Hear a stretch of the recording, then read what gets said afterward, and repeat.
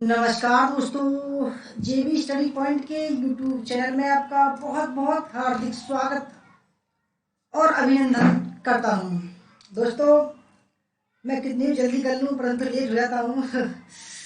तो शुरू करते हैं बिना किसी देरी के।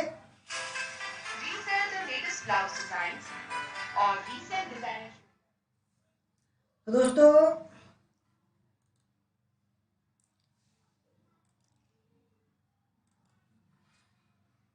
जेबी स्टडी पॉइंट के यूट्यूब चैनल में आपका बहुत बहुत हार्दिक स्वागत और अभिनंदन करता हूं। NTA UGC net paper first का ये महामैराथन मॉक टेस्ट संख्या 19 है। अब की बार नेट जेआरएफ पार टेस्ट लो दोस्तों। 100 में से अगर आपके 60 सही तो जेआरएफ आपका पक्का समझो, ठीक है। तो इसी उम्मीद के साथ में शुरू करते हैं आज का ये मॉक टेस्ट। हमारा नाम देव कुमार, पीएचडी इतिहास, एक बार जेआरएफ, 4 बार नेट। बस हमारा नंबर है 8755475312। अगर किसी को नोट्स लेने हो या कोई समस्या का समाधान करना हो तो हमसे संपर्क कर सकते हैं। तो दोस्तों, अगर आप हमारे चैनल पर नए हैं और आपने अभी तक हमारा चैनल सब्सक्राइब नहीं किया, प्लीज सब्सक्राइब कर लीजिए। उसके पास में जो बेल आइकन उसको प्रेस कर लीजिए, जिससे कि आने वाली नई वीडियो का नोटिफिकेशन आपको पहले मिल जाएगी। वीडियो को लाइक, शेयर और दोस्तों यहाँ से करिए। तो शुरू करते हैं। सबसे पहला सवाल आपके सामने ये रहा, ठीक है। पहला सवाल है, निम्नलिखित में से मोर्फोग्राफ शब्द किस से संबंधित है? पहला, सुधारात्मक वर्तनी। दूसरा, सुधारात्मक पठन। तीसरा, सुधारात्मक अधिगम। चौथा है सुधारात्मक व्यवहार। ठीक है, 10 सेकंड का आपको जो समय है, केवल 10 सेकंड का समय। सबका वेलकम करते हैं। Deepak Kumar ji welcome, Rohit Jaiswal ji welcome, Deepak ji, Meena Kumari ji, Meenakshi Mishra ji welcome, history Gyan ji welcome, Hriday Dwivedi ji welcome, Singh Bhakt ji welcome, Shobha Kumar ji welcome, Deepak Kumar ji welcome और सरोज शर्मा जी वेलकम, रोहित जायसवाल जी, सेनापति जी वेलकम आपका, और Roshni Tanwar ji welcome, sun S ji welcome,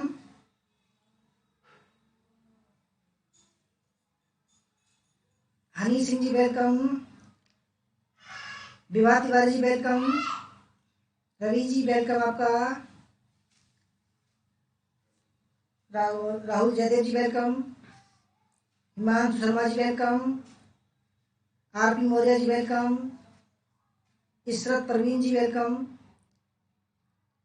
Nupur Tiwari ji welcome, रेखा फोगट जी वेलकम, पूनम देवी जी वेलकम। दोस्तों, निम्नलिखित में से मोर्फोग्राफ शब्द जो किस संबंध है दोस्तों? सही आंसर है ऑप्शन नंबर फर्स्ट, सुधारात्मक वर्तनी से। ठीक है, सुधारात्मक वर्तनी से। दूसरा सवाल आपके सामने, निम्नलिखित में से कौन सा विवरण रचनावादी दृष्टिकोण एवं अधिगम के संज्ञानात्मक सिद्धांत के अनुरूप है? पहला, शिक्षार्थी अधिगम प्रक्रिया में सक्रिय भागीदार होते हैं। दूसरा, विद्यार्थी व्याख्या चाहते हैं। तीसरा, सूचना एकत्रित करने के लिए विभिन्न सूत्रों का प्रयोग। चौथा है उपरोक्त सभी। दोस्तों, जो मैं 10 थोड़ा लेट आता हूँ, ठीक है, थोड़ा सा मैं बिजी समझे, बिजी थोड़ा सा, इसलिए जल्दी करते करते भी मैं लेट हो जाता हूँ। परंतु चिंता ना करो, आपका जो लेट समय है वो कवर हो जाएगा, थोड़ी तेज चलकर। लक्ष्मी जी वेलकम आपका, चिंतामणि जी वेलकम,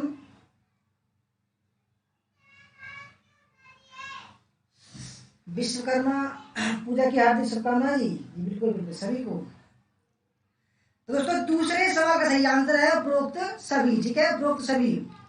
तीसरा सवाल आपके सामने है, हम वस्तुओं, परिस्थितियों या घटना के बारे में अपने मस्तिष्क में संयोजित ज्ञान का निर्माण करते हैं। अग्रलिखित में से कौन सा शब्द इस स्थिति को प्रतिबिंबित करता है? पहला, स्कीमा, स्मरण शक्ति, संज्ञान या उपरोक्त में से कोई नहीं।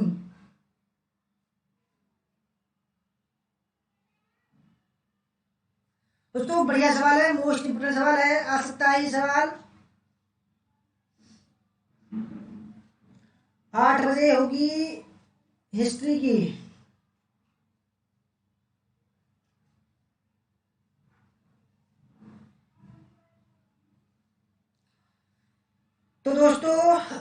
तीसरे सवाल का सही आंसर है ऑप्शन नंबर फर्स्ट, स्कीमा।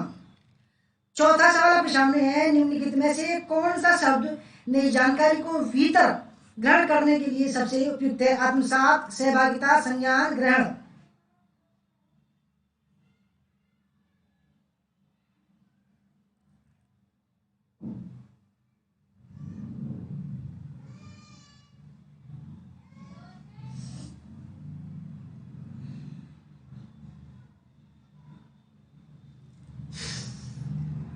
तो चौथे सवाल का सही आंसर है ऑप्शन नंबर फर्स्ट, ठीक है। क्या है? आत्मसात। 5, शिक्षक या प्रशिक्षक द्वारा विभिन्न गतिविधियों में उपयुक्त समय पर विभिन्न प्रकार के संकेतों, सुझावों या प्रत्यक्ष रूप से शिक्षार्थी की सहायता करने को निम्नलिखित शब्दों में से क्या कहा जाता है? मचान या स्काफ होल्डिंग, संज्ञान, सुदृढ़ीकरण या उपयुक्त में से कोई नहीं। राजू कुमार जी वेलकम।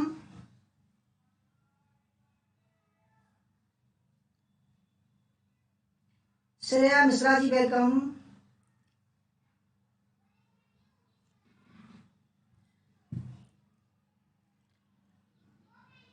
दोस्तों पांचवें सवाल का सही आंसर है ऑप्शन नंबर फर्स्ट, मचान या स्काफ फोल्डिंग। छठा सवाल है, व्यवहार में परिवर्तन अधिगम का मुख्य उद्देश्य होता है, ठीक है, आपको पता होगा। व्यवहार में परिवर्तन पर्यावरणीय प्रभावों, शिक्षार्थी के भीतर जन्मजात झुकाव और प्रक्रियाओं का परिणाम है। यह निम्नलिखित सिद्धांत के अंतर्गत आता है? पहला, नव व्यवहार सिद्धांत, संज्ञानात्मक सिद्धांत, व्यवहारिक सिद्धांत या उपयुक्त में से कोई नहीं।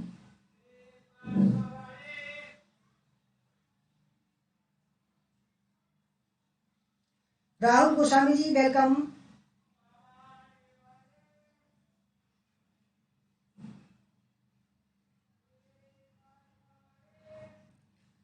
तो दोस्तों छठे सवाल का सही आंसर है ऑप्शन नंबर फर्स्ट, नव व्यवहार सिद्धांत। सातवां सवाल है, छात्र या कोई भी व्यक्ति स्थितियों का प्रभावी ढंग से सामना करने की क्षमता को लेकर स्वयं के बारे में विश्वास, सकारात्मक या नकारात्मक, विकसित कर लेता है। पहला, निम्नलिखित में से कौन सा शब्द उपरोक्त कथन को वर्णित करता है? पहला, आत्मसात, प्रभावकारिता, स्व विनियम, अहंकार और आत्मविश्वास।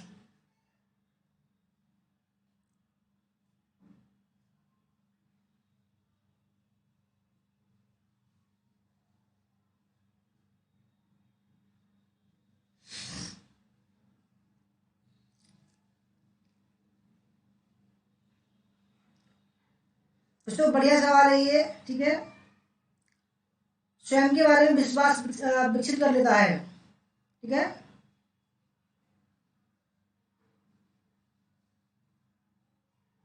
दोस्तों सही आंसर है सातवें का ऑप्शन नंबर फर्स्ट, आत्म प्रभावकारिता, सेल्फ एफिशिएंसी। आठवां सवाल आपके सामने है, निम्नलिखित में कौन सा शब्द अपनी सोच, प्रक्रियाओं, स्व संचालन और अपने व्यवहार को परिवर्तित करने की क्षमता को दर्शाने के लिए उपयोग किया जा सकता है? पहला है मेटा कॉग्निशन या मेटा अनुभूति, स्व विनियम, सरल अनुभूति या नंबर 4 उपयुक्त में से कोई नहीं। स्व विनियम माने दोस्तों सेल्फ रेगुलेशन।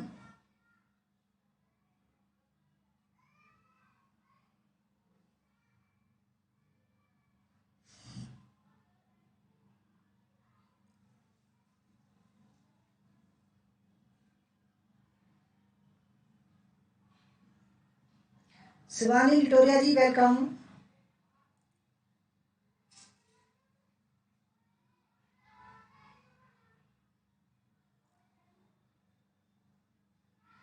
दोस्तों आठवें सवाल का सही आंसर है option number first, Meta cognition या मेटा अनुभूति। नौवां सवाल आपके सामने है, शिक्षक प्राय छात्र की सीखने की समस्याओं का विश्लेषण करते हुए पाते हैं कि उनमें पहला, प्रेरणा का अभाव है, बुद्धि की कमी है, माता पिता का ढीला ढाला रवैया है या उपयुक्त में से कोई नहीं। शिक्षक प्राय छात्र की सीखने की समस्याओं का विश्लेषण करते हुए पाते हैं कि मयंक सहरावत जी वेलकम। सुंदर कुमारी जी वेलकम।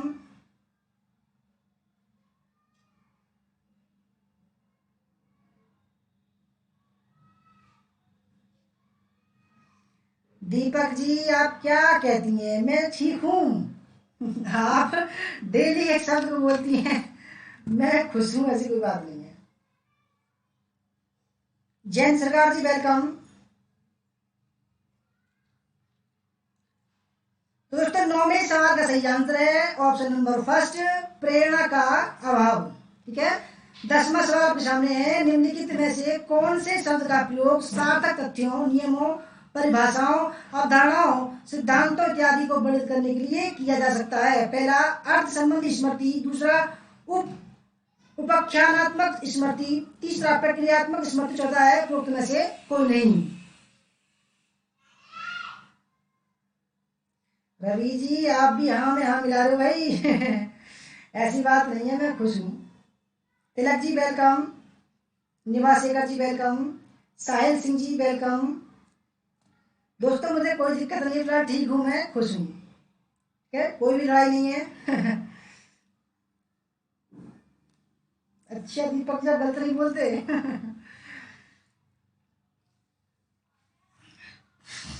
कोई बात नहीं, मैं खुश हूँ, ऐसी बात नहीं है, चिंता न करो आप। दोस्तों 10वें सवाल का सही आंसर है ऑप्शन नंबर फर्स्ट, अर्थ संबंधी स्मृति। ठीक है, पहला है अर्थ संबंधी स्मृति। 11वां सवाल आपके सामने, निम्नलिखित में से कौन से शब्द का प्रयोग हम स्वयं की स्मृति प्रक्रियाओं के बारे में जागरूकता और सूचना के भंडारण और उसकी पूर्ण प्राप्ति को बढ़ाने के ढंग के संदर्भ में कर सकते हैं? पहला अर्थ संबंधी स्मृति, दूसरा उपाख्यानात्मक स्मृति, प्रक्रियात्मक स्मृति या मेटा स्मृति।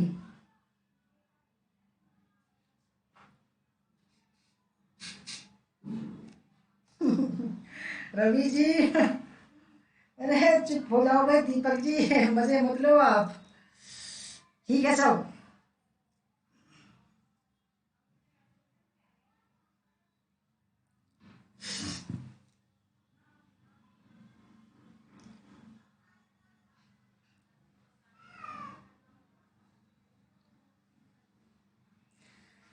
तो दोस्तों 11वें सवाल का सही आंसर है ऑप्शन नंबर डी, मेटा स्मृति। ठीक है। 12वां सवाल आपके सामने है, निम्नलिखित में से कौन सा कारक श्रवण प्रक्रिया को प्रतिकूल ढंग से प्रभावित कर सकता है? पहला अपेक्षित से अधिक श्रवण सामग्री के अतिरिक्त, दूसरा बोलने की बहुत ही उच्च गति, तीसरा श्रुत विषय वस्तु की क्षति, और चौथा है उपरोक्त सभी।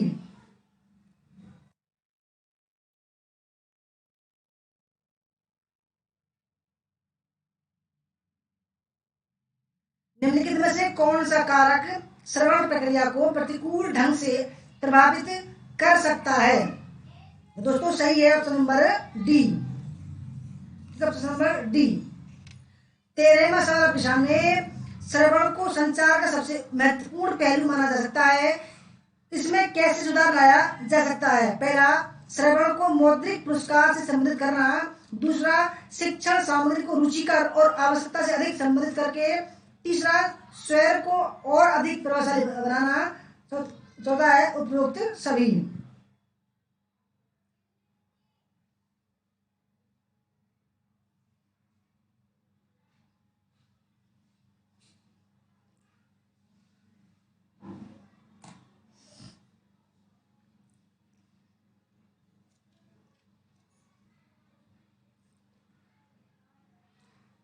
श्रवण को संचार का सबसे महत्वपूर्ण पहलू माना जा सकता है, इसमें कैसे सुधार लाया जा सकता है? दोस्तों 13वें सवाल का सही आंसर है ऑप्शन नंबर सी, स्वर को और अधिक प्रभावशाली बनाने से। 14वां सवाल आपके सामने है, निम्नलिखित में से कौन से शब्द एक व्याख्यान के अर्थ को बताने के लिए सबसे उपयुक्त है? पहला सूचना का श्रवण, दूसरा मूल्यांकन श्रवण, तीसरा गुरुतापूर्वक श्रवण, चौथा है गतिशील श्रवण। ज्योति कांजा जी वेलकम। रवि जी, अरुण जी और दीपक जी ऐसी बात नहीं है, जो आप सोच रहे हैं वो हमारे साथ ही हैं। ठीक है, आप लोगों के साथ में है वो, ऐसा ना। ठीक है, कोई दिक्कत नहीं है, अब सब ठीक है। कुछ मिस्टेक थी तो सुधार ली गई है, आपके साथ ही हैं वो। ठीक है, निम्नलिखित में से कौन से शब्द एक व्याख्यान के अर्थ को बताने के लिए सबसे उपयुक्त है? ठीक है, तो 14वें सवाल का सही आंसर है मूल्यांकन श्रवण। ठीक है, ऑप्शन नंबर बी। 15वां सवाल, अग्रलिखित में से कौन सा कथन मूल्यांकन श्रवण से संबंधित है? पहला, किसी विचार को स्वीकार या अस्वीकार करना। दूसरा, वक्ता के व्यक्तित्व एवं प्रतिष्ठा का मूल्यांकन करने के लिए। तीसरा, ए और बी, और चौथा उपरोक्त में से कोई नहीं।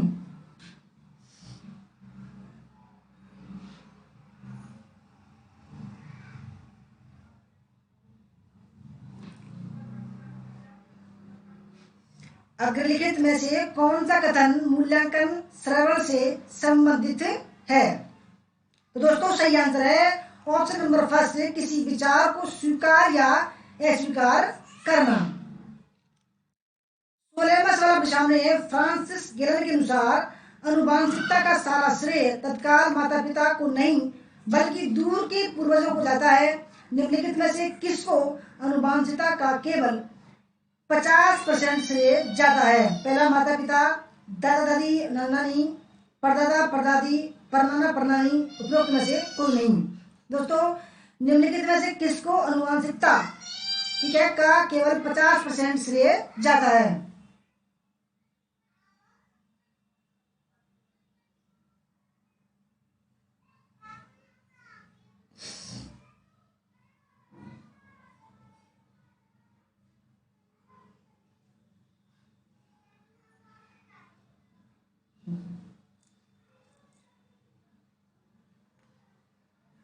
तो दोस्तों 50% जो अनुवांशिकता के लक्षण जाते हैं वो जाते हैं ऑप्शन नंबर फर्स्ट, माता पिता की। ठीक है, माता पिता के 50% जो अनुवांशिक लक्षण होते हैं वो बच्चों में जाते हैं। 17वां सवाल आपके सामने है, शिक्षण प्रक्रिया के निम्नलिखित सोपानों को क्रम में व्यवस्थित कीजिए। ठीक है दोस्तों, इम्पोर्टेंट सवाल है ये। ठीक है, थोड़ा नोट डाउन करें इस बात को। शिक्षण प्रक्रिया जो होती है, ठीक है, शिक्षण प्रक्रिया उसके कुछ स्टेप होते हैं। तो पहला, वर्तमान ज्ञान को पूर्व ज्ञान से संबंधित करना, मूल्यांकन, पूर्ण शिक्षण, शिक्षण उद्देश्यों का निरूपण, और चौथा है शिक्षण सामग्री की प्रस्तुति।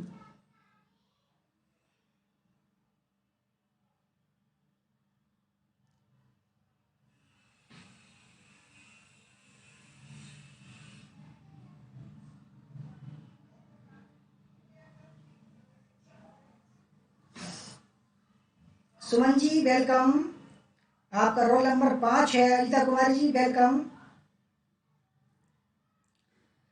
तो दोस्तों 17वें सवाल का जो सही आंसर है वो है ऑप्शन नंबर डी। ठीक है दोस्तों, ऑप्शन नंबर डी, क्योंकि सबसे पहले हम करते हैं शिक्षण उद्देश्यों का निरूपण, पहली बात आएगा। उसके बाद दोस्तों क्या करते हैं हम, वर्तमान ज्ञान को पूर्व ज्ञान से संबंधित करना, दूसरी बात आएगा। उसके बाद में क्या करते हैं हम, शिक्षण सामग्री की प्रस्तुति करते हैं। ठीक है, उसके बाद क्या करते हैं दोस्तों, मूल्यांकन, और उसके बाद क्या करते हैं, पूर्ण शिक्षण करते हैं। ठीक है, नोट डाउन करें इस बात को, आ सकता है सवाल, ये बढ़िया सवाल है। 18वां सवाल, एक छात्र व्याख्यान की अवधि में शिक्षक की समस्याओं को हल करने में सहायता करता है। पहला, उक्त छात्र निम्नलिखित में से किस वर्गीकरण के अंतर्गत आता है? पहला, एक प्रभावी श्रोता, दूसरा एक मूल्यांकन करने वाला श्रोता, तीसरा एक यथार्थवादी श्रोता, चौथा है उपरोक्त में से कोई नहीं। दोस्तों मैं तेज इसलिए नहीं बोल रहा हूँ क्योंकि 8 बजे दूसरी वीडियो आएगी, ऐसा ना हो ज्यादा तेज बोलते बोलते गला भी बैठ जाए, तो इसलिए मैं थोड़ा नॉर्मल आवाज में बोल रहा हूँ। ठीक है, ऐसा ना समझे, में कोई दिक्कत नहीं है, ठीक हूँ मैं। बहादुर जी वेलकम आपका। कोई बात नहीं सुमन जी, कोई बात नहीं, लेट बाद में कर लेना। तो दोस्तों 18वें सवाल का जो सही आंसर है वो है ऑप्शन नंबर बी, एक मूल्यांकन करने वाला श्रोता। 19वां सवाल आपके सामने, निम्नलिखित में से कौन से उपाय संचार प्रक्रिया को सुगम बनाने का कार्य करते हैं? पहला, अपनत्व और समानता की भावना, चयन के लिए सुरक्षा और स्वतंत्रता, तीसरा अनौपचारिक वातावरण, चौथा है उपरोक्त सभी। निम्नलिखित में से कौन से उपाय संचार प्रक्रिया को सुगम बनाने का कार्य करते हैं? दोस्तों बहुत ही अच्छा सवाल है। ठीक है, पंकज कुमार जी वेलकम। तो दोस्तों सही आंसर है 19वें का ऑप्शन नंबर डी। ठीक है, ऑप्शन नंबर डी। 20वां सवाल है आपके सामने। निम्नलिखित में से किसको हम अधिगम का एक परिणाम कह सकते हैं? पहला बुद्धिमत्ता, परिपक्वता, कौशल या स्मरण शक्ति। निम्नलिखित में से किसको हम अधिगम का एक परिणाम कह सकते हैं? राहुल सिंह जी वेलकम।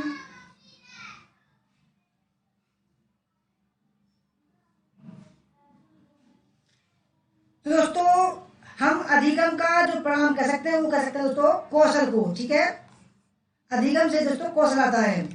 21वां सवाल आपके सामने। निम्नलिखित में से कौन से शब्द मानसिक विकास को सबसे उपयुक्त रूप से वर्णित करते हैं? पहला मानसिक विकास का स्वरूप शारीरिक विकास के समांतर चलता है। दूसरा यह एक अनिश्चित पैटर्न है। तीसरा यह एक अनियमित पैटर्न नहीं है। चौथा है मध्य किशोर तक वृद्धि एवं तत्पश्चात समतल होना।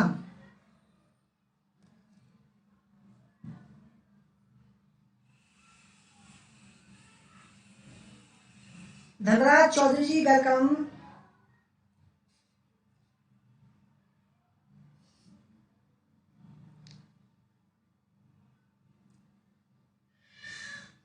दोस्तों 21वें सवाल का सही आंसर है ऑप्शन नंबर डी। ठीक है, मध्य किशोर तक वृद्धि एवं तत्पश्चात समतल होना। 22वां सवाल आपके सामने है। निम्नलिखित में से कौन सी एक अनुसंधान की विशेषता नहीं है? ठीक है, पहला अनुसंधान व्यवस्थित है।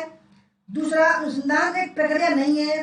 तीसरा अनुसंधान समस्या उन्मुख है। और चौथा अनुसंधान निष्क्रिय नहीं है। दोस्तों आपको पता होना चाहिए कि जो अनुसंधान रिसर्च होता है, research is a systemic process होता है। ठीक है, और एक सतत चलने वाली प्रक्रिया है।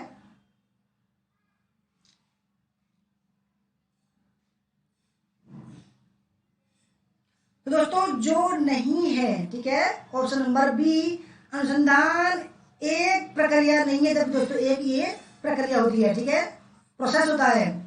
दूसरा गलत है और बाकी सब ठीक है। 23वां सवाल आपके सामने। निम्नलिखित में से किसका शोध के परिणामों के सामान्यकरण जनरलाइजेशन से निकटतम संबंध है? बाहरी वैधता, निष्कर्ष, ए और बी दोनों या उपयुक्त में से कोई नहीं।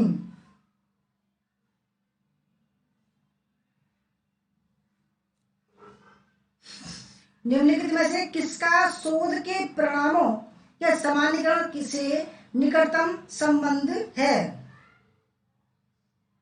दोस्तों सही आंसर है ऑप्शन नंबर सी। ठीक है, बाहरी वैधता और निष्कर्ष दोनों। 24वां सवाल आपके सामने।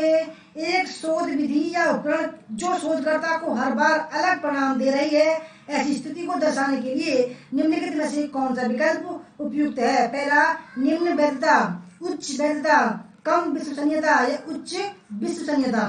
ठीक है, एक शोध विधि या उपकरण जो शोधकर्ता को हर बार अलग परिणाम दे रही है, ऐसी स्थिति को दर्शाने के लिए निम्नलिखित में से कौन सा विकल्प उपयुक्त है?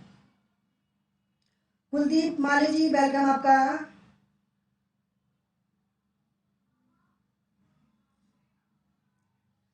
दोस्तों 24वें का जो सही आंसर है वो ऑप्शन नंबर कम विश्वसनीयता। 25वां सवाल आपके सामने है। ठीक है, निम्नलिखित में से कौन से शब्द का प्रयोग शोध निष्कर्षों की प्रमाणिकता के संदर्भ में होता है? पहला मौलिकता, वैधता, वैलिडिटी। तीसरा वस्तुनिष्ठता, ऑब्जेक्टिविटी। उपरोक्त सभी। कौन से शब्द का प्रयोग शोध निष्कर्षों की प्रमाणिकता के संदर्भ में होता है?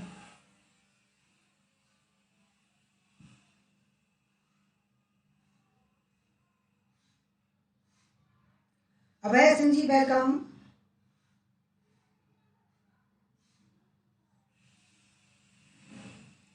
विभाग तिवारी जी वेलकम। दोस्तों 25वें का सही आंसर है उपरोक्त सभी, मौलिकता, वैधता और वस्तुनिष्ठता।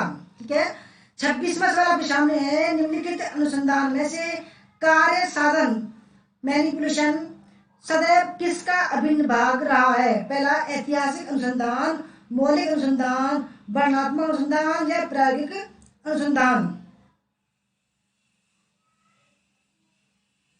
तमन्ना आनंद जी वेलकम।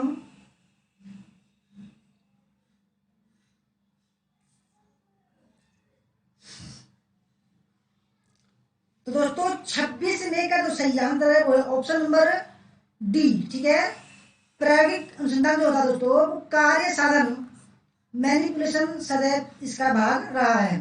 27वां सवाल आपके सामने है, निम्नलिखित में से किस शब्द का हम किसी व्यवहार को नियंत्रित करने के लिए करने के शिष्ट अनुमान को प्रकट करने हेतु उपयोग करते हैं? पहला प्रयोगात्मक नियंत्रण, उपकल्पना, प्रयोगात्मक चर या सिद्धांत।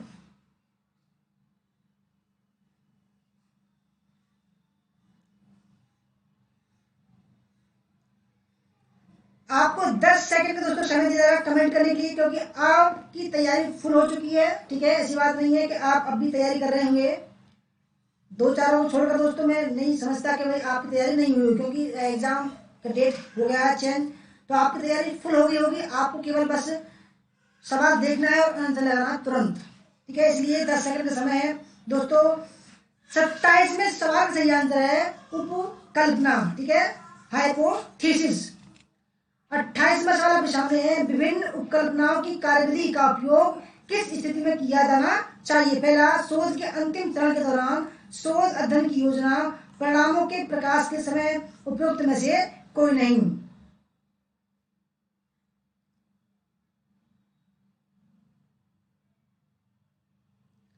विभिन्न उपकल्पनाओं की कार्यविधि का उपयोग किस स्थिति में किया जाना चाहिए? दोस्तों सही आंसर है ऑप्शन नंबर बी, शोध अध्ययन की योजना बनाते हैं जब।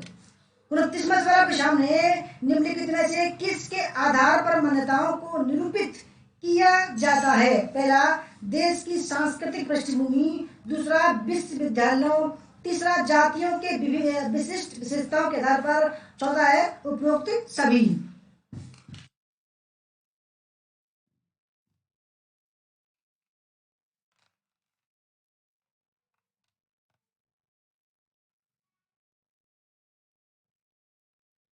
किसके आधार पर मान्यताओं को निरूपित किया जाता है?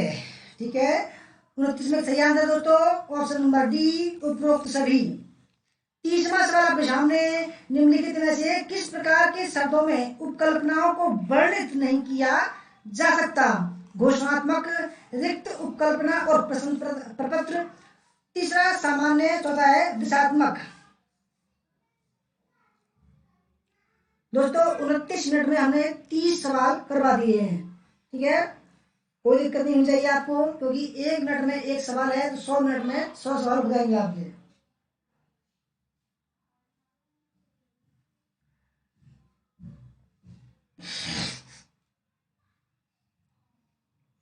दोस्तों 30वें सवाल का जो सही आंसर है वो है ऑप्शन नंबर सी, सामान्य। 31वां सवाल आपके सामने, निम्नलिखित में से किस प्रकार के अनुसंधान में शोध उपकल्पना को सम्मिलित करने की कम से कम संभावना होती है? पहला अंतःक्षेप अनुसंधान, दूसरा संस्थात्मक अनुसंधान, वर्णनात्मक अनुसंधान, उपरोक्त में से कोई नहीं।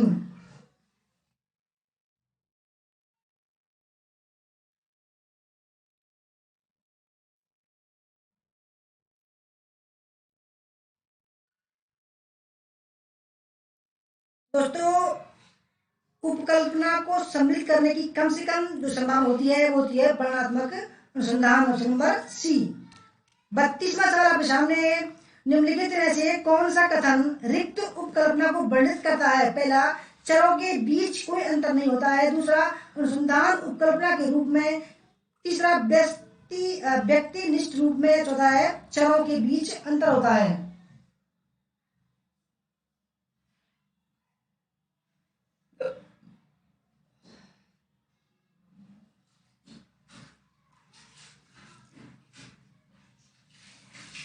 विशु यादव जी वेलकम। दोस्तों 32वें सवाल का जो सही आंसर है वो है ऑप्शन नंबर फर्स्ट, चरों के बीच कोई अंतर नहीं होता है। 33वां सवाल आपके सामने, अनुसंधान परिकल्पना का तात्पर्य है? पहला वर्तमान शोध की समीक्षा करना, दूसरा चरों के बीच में संभावित संबंधों का विवरण देना, तीसरा जब यह कहा जाए कि उनको पुष्ट करना या नकारना, चौथा है दोनों, बी और सी। अनुसंधान परिकल्पना यानी कि अनुसंधान की जो हाइपोथेसिस होती है दोस्तों, उसका तात्पर्य क्या होता है?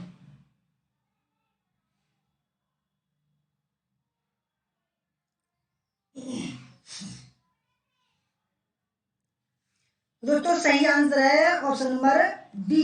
बी और सी दोनों।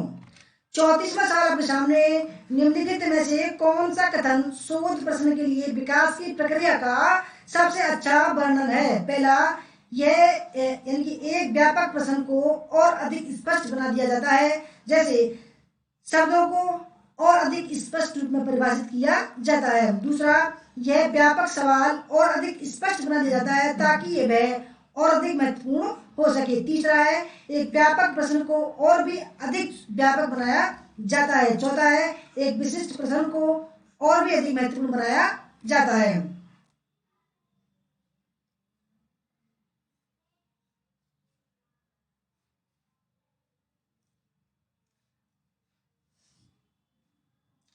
कौन सा कथन शोध प्रश्न के लिए विकास की प्रक्रिया का सबसे अच्छा वर्णन करता है? तो 34वें सवाल का सही आंसर है ऑप्शन नंबर फर्स्ट। ठीक है।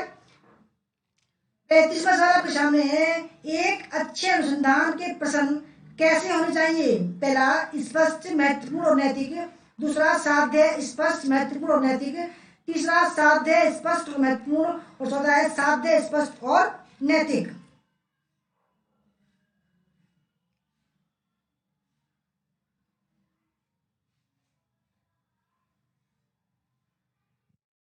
एक अच्छे अनुसंधान के प्रश्न कैसे होने चाहिए? दोस्तों 35वें सवाल का सही आंसर है साध्य स्पष्ट महत्वपूर्ण और नैतिक होने चाहिए।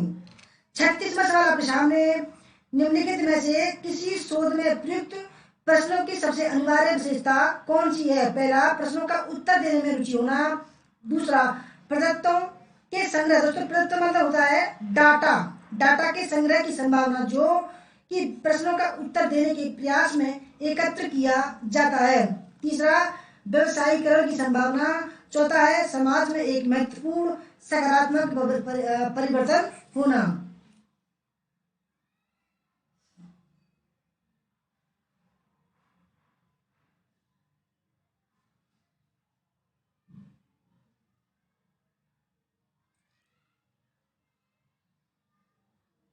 निम्नलिखित में से किसी शोध में प्रयुक्त प्रश्नों की सबसे अनिवार्य विशेषता कौन सी होती है? तो सही आंसर है ऑप्शन नंबर बी, प्रदत्तों के संग्रह की संभावना जो कि प्रश्नों का उत्तर देने के प्रयास में एकत्र किया जाता है।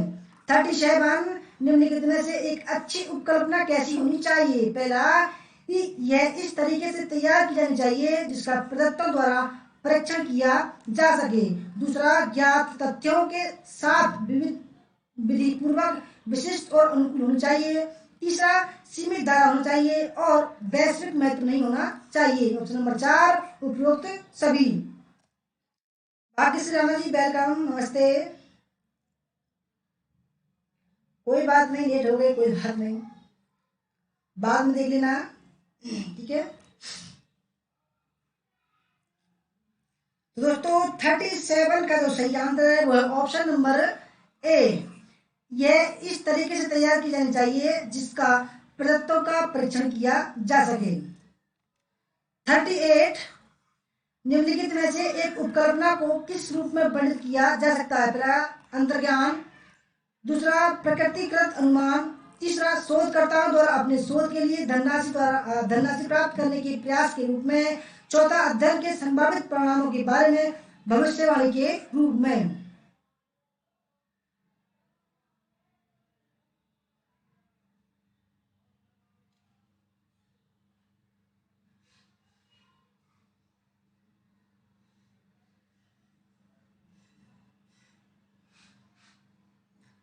राहुल जयदेव जी आपका वेलकम, शायद हम भूल गए थे आपका वेलकम करना, सॉरी।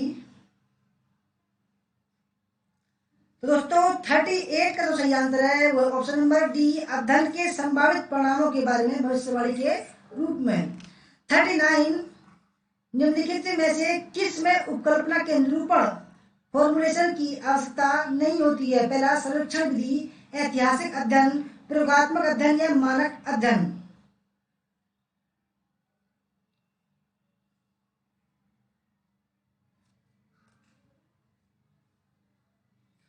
किस में उपकल्पना के निरूपण की आवश्यकता नहीं होती है?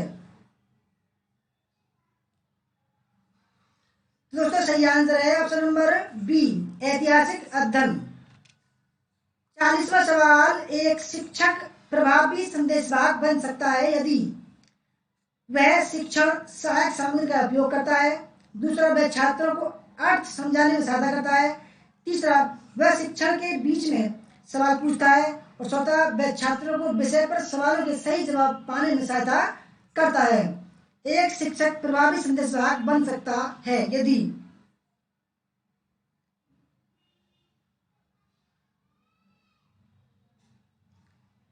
दोस्तों बहुत ही अच्छा सवाल है ये। 40वें का सही आंसर ऑप्शन नंबर बी, वह छात्रों को अर्थ समझाने में सहायता करता है। 41, कक्षा में संप्रेषण के विफल होने का क्या कारण होता है? दोस्तों संप्रेषण क्या होता है दोस्तों? कम्युनिकेशन, ठीक है, संचार। पहला, छात्रों का कक्षा में ध्यान न होना, दूसरा शिक्षक छात्रों तक संदेश पहुंचाने में असमर्थ होना, तीसरा है छात्रों की पढ़ाए जाने वाले विषय में कोई दिलचस्पी नहीं होना, चौथा है कक्षा के आसपास या कक्षा में बहुत ज्यादा शोर होना।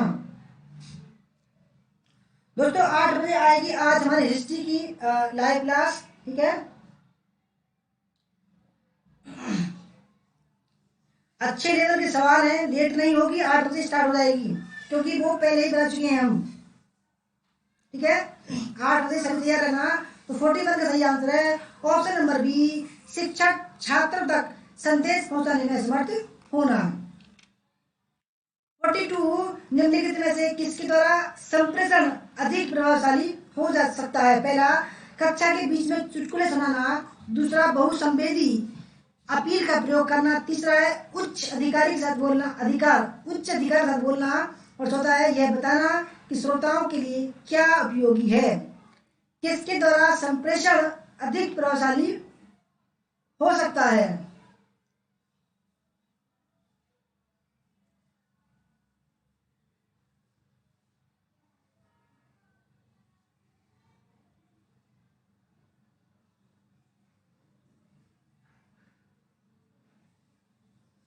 दोस्तों 42 का सही आंसर है ऑप्शन नंबर बी, बहुसंवेदी मल्टी सेंसरी अपील का प्रयोग करना। 43 है, छात्रों के चेहरे की अभिव्यक्ति फेशियल एक्सप्रेशन संप्रेषण प्रक्रिया के किस तत्व से संबंधित होती है? पहला, संदेश प्राप्तकर्ता, चैनल या संदेश प्रेषक।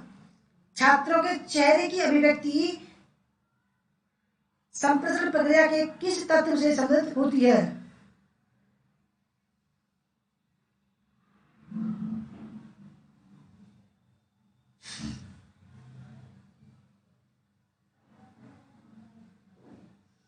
तो दोस्तों सही आंसर 43 का ऑप्शन नंबर फर्स्ट, संदेश, ठीक है।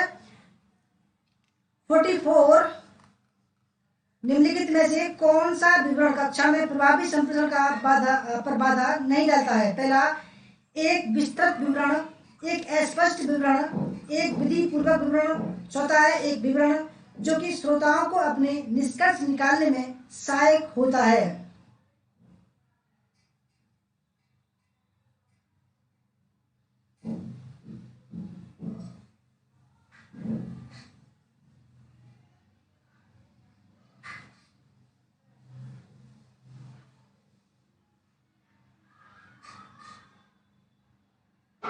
दोस्तों 44 का सही आंसर है ऑप्शन नंबर सी, एक विधि पूर्वक विवरण। 45 है, 45, संप्रेषण पहलुओं का कौन सा समूह कक्षा में संप्रेषण प्रक्रिया को बाधित नहीं करता है? पहला, अधोमुख करना, मूल्यांकन, ध्यान केंद्रित करना, दूसरा मूल्यांकन, ध्यान केंद्रित करना, उदाहरण देना, तीसरा मूल्यांकन, ध्यान केंद्रित करना, अतिशयोक्ति, चौथा है ध्यान केंद्रित करना, उदाहरण देना और अतिशयोक्ति। संप्रेषण पहलुओं का कौन सा समूह कक्षा में संप्रेषण प्रक्रिया को बाधित नहीं करता है?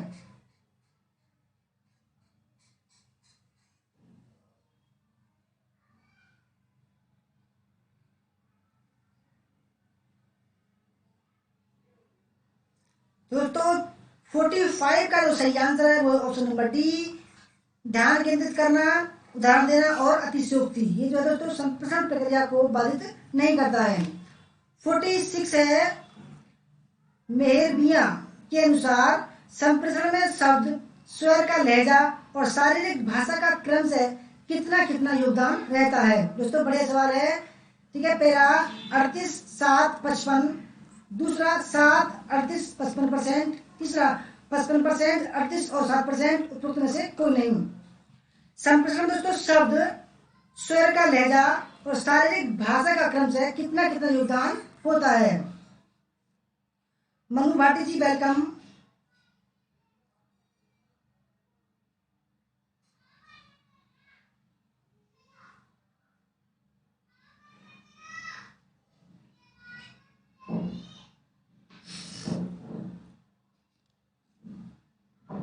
दोस्तों सही आंसर है, शब्द का होता है 46 में, ठीक है। शब्द का होता है 7% और स्वर का लहजा का होता है 38% और शारीरिक भाषा का होता है तो 55%। राइट आंसर है बी। ध्यान रख समझना, शब्द का होता है 7%, स्वर की लहजा का होता है 38% और शारीरिक भाषा का होता है 55% योगदान संप्रेषण में। 47, पैराफ्रीजिंग एक कौशल है और यह किसको प्रभावी बनाने के लिए आवश्यक है। श्रवण, शोर, वादन या उपरोक्त में से कोई नहीं। लिसनिंग, नॉइस, स्पीकिंग या उपरोक्त में से कोई नहीं। रवि जी तुक्का मारने वाले क्वेश्चन है। अच्छा,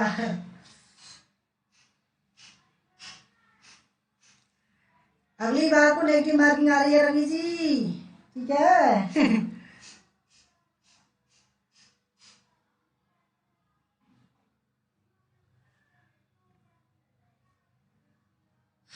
दोस्तों 47 का जो सही आंसर है ऑप्शन नंबर फर्स्ट, श्रवण या लिसनिंग।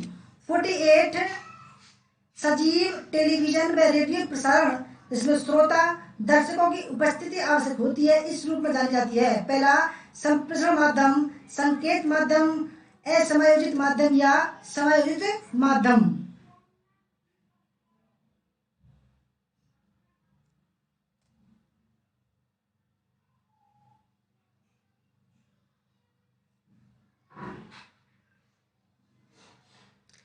सजीव टेलीविजन व रेडियो प्रसारण जिसमें श्रोता या दर्शकों की उपस्थिति आवश्यक होती है इस रूप में जानी जाती है। तो 48 का सही आंसर है संकेत माध्यम, ठीक है, संकेत माध्यम। 49, निम्नलिखित में से कौन सा कथन हिसाब संकेत शब्द लीकेज कॉज से संबंधित है। पहला है चेहरे का भाव जिसको पढ़ने में लोग अक्सर चूक जाते हैं। दूसरा चेहरे के भाव की विशेष शैलियों में से एक। तीसरा यह एक अनापेक्षित संकेत है कि कोई व्यक्ति कैसा अनुभव करता है। चौथा उपरोक्त में से कोई नहीं।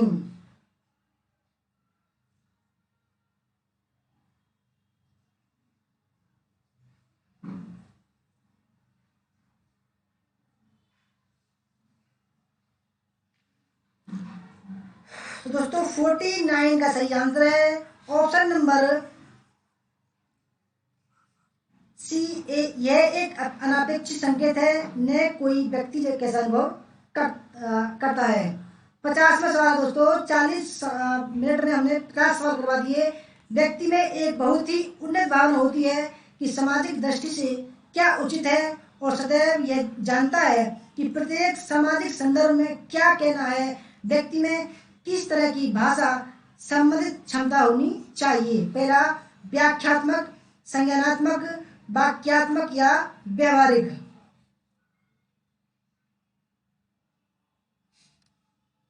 इस बार नहीं है नेगेटिव मार्किंग, अगली बार को होगी। ऋचा सिंह जी वेलकम, आपका मोस्ट वेलकम।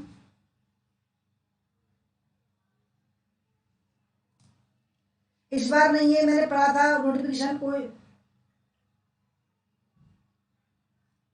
इस बार नहीं है, अगली बार को होगी।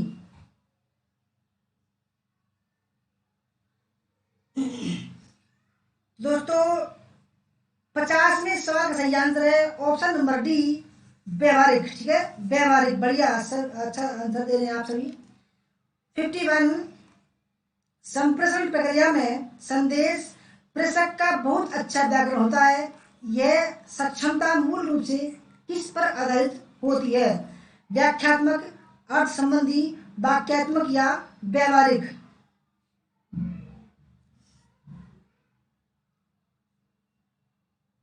जूली सिंह जी वेलकम।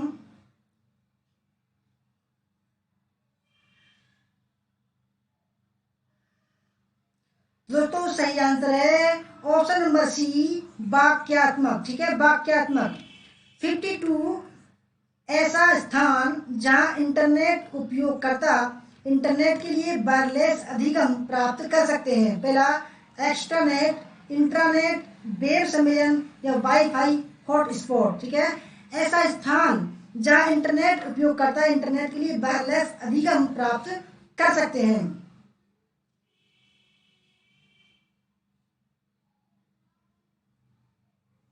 हाँ दीपक जी, हो सकता है थोड़ा बहुत चेंज हो सकता है।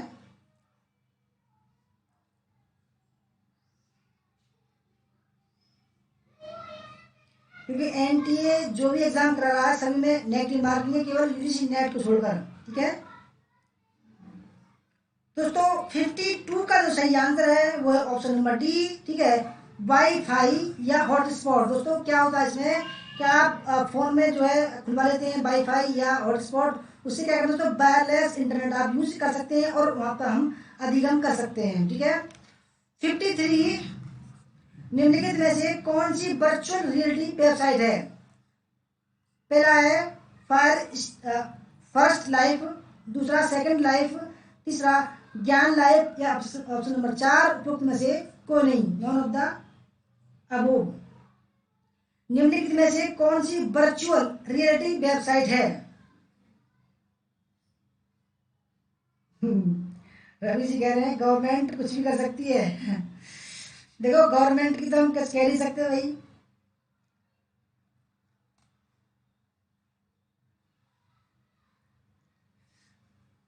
गवर्नमेंट तो आप सभी को पता होगा कि क्या कर रही है।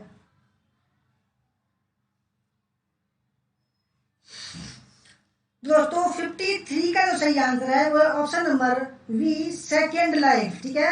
दोस्तों अच्छा सवाल ही आ सकता है सवाल। 54, निम्नलिखित कथनों में से कौन सा सही है? पहला, मॉडेम एक सॉफ्टवेयर है, दूसरा मॉडेम वोल्टेज स्थिर रखने में सहायता करता है, तीसरा मॉडेम एक ऑपरेटिंग सिस्टम है, चौथा मॉडेम में एनालॉग संकेतों को डिजिटल एवं इसके विपरीत भी परिवर्तित किया जा सकता है। दोस्तों आप अपने घर में टेलीफोन लाइन लगवाएं, ठीक है, उससे क्या होगा, उससे इंटरनेट भी चलेगा और फोन भी कनेक्ट होगा। तो जैसे ही आप, जैसे बीएसएनएल है, जियो वाईफाई है, फाइबर है, अगर वो केबल लाते हैं अपने घर में के लिए, तो एक छोटा सा सिस्टम होता है, उसको बोलते हैं मोडेम, ठीक है दोस्तों। तो जैसे वो मोडेम में कनेक्ट होगी बाहर वाली केबल, तो यहाँ से जो केबल निकलेगी वो आपके वाईफाई या फोन में कनेक्ट हो जाएगी, तो उसको बोलते हैं दोस्तों मोडेम, ठीक है, इसको बोलते हैं मोडेम। मोडेम क्या करता है, एनालॉग सिग्नल को तो डिजिटल में और डिजिटल को क्या करता है, एनालॉग में कन्वर्ट करता है। तो सही आंसर है ऑप्शन नंबर डी। 55, निम्नलिखित में से कौन सा विकल्प एक शैक्षिक वेबसाइट को संदर्भित करता है जो उसके सदस्य को अनुमति देता है कि वे और सूचना जोड़ सकें या सूचना बदल सकें? पहला शिक्षा या .edu, दूसरा सामाजिक नेटवर्किंग साइट, तीसरा विकी, चौथा है वेब 2.0।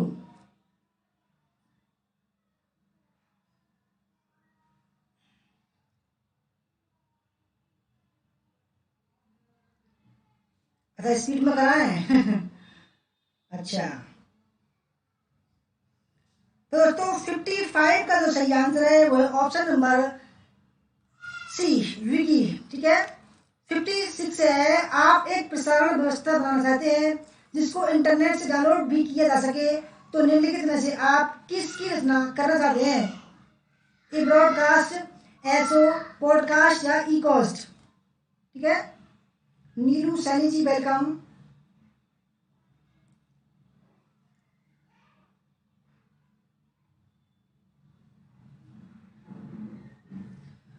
तो दोस्तों 56वें सवाल का जो सही आंसर है, ठीक है, वो है ऑप्शन नंबर सी, पॉडकास्ट। ठीक है, क्या है? पॉडकास्ट। 57वां सवाल आपके सामने है, इंटरनेट पर वीडियो ट्रांसमिशन जिसको विलंबित लाइव कास्टिंग कहा जाता है। पहला, वर्चुअल वीडियो, सीधा प्रसारण, वीडियो शिफ्ट या रियल टाइम वीडियो। इंटरनेट पर वीडियो ट्रांसमिशन जिसको विलंबित लाइव कास्टिंग कहा जाता है।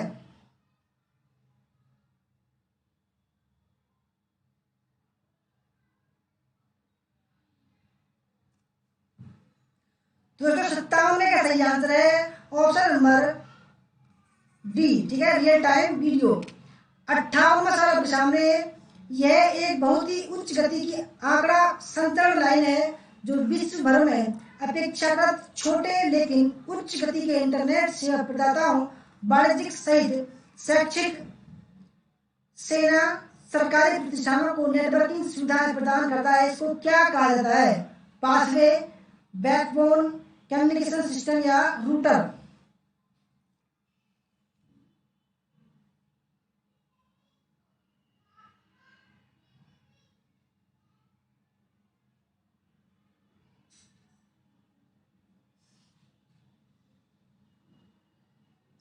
ज्योत्सना जी, वेलकम।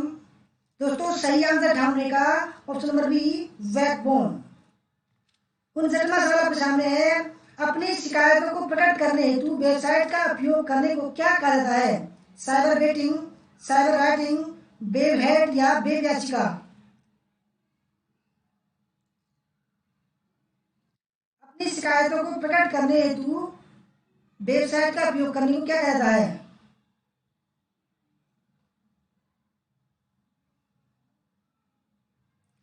दोस्तों सही आंसर है साइबर बेटिंग।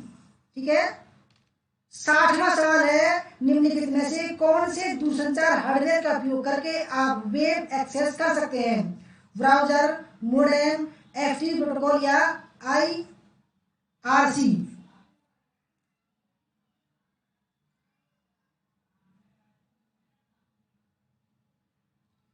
आईआरसी,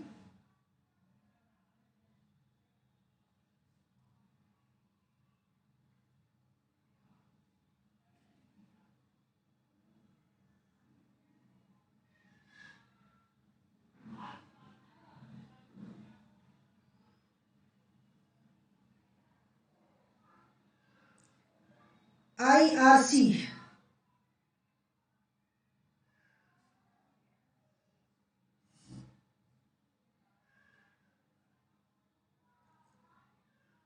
दोस्तों browser, modem, FTP file transfer protocol या आईआरसी यानी कि इंटरनेशनल रेस्क्यू कमेटी। ठीक है दोस्तों, 60वें सवाल का सही आंसर है ऑप्शन नंबर बी। ठीक है दोस्तों, उसको बोलते हैं मोडेम। 61, निम्नलिखित में से कौन सा डोमेन मूलत गैर लाभदायक संगठनों के लिए था? पहला, .gov, .org, .net या .in। कौन सा डोमेन मूलत गैर लाभदायक संगठनों के लिए था?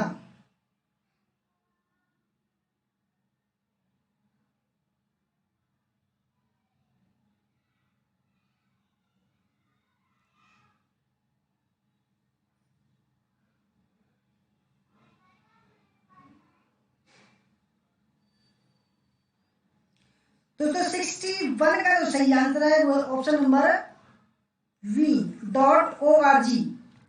62, निम्नलिखित में से कौन सा इंटरनेट कनेक्शन स्थापित करने का विकल्प है? पहला, डायल अप कनेक्शन, दूसरा डिजिटल सब्सक्राइबर लाइन, तीसरा ब्रॉडबैंड, चौथा उपयुक्त सभी। कौन सा इंटरनेट कनेक्शन स्थापित करने का विकल्प है?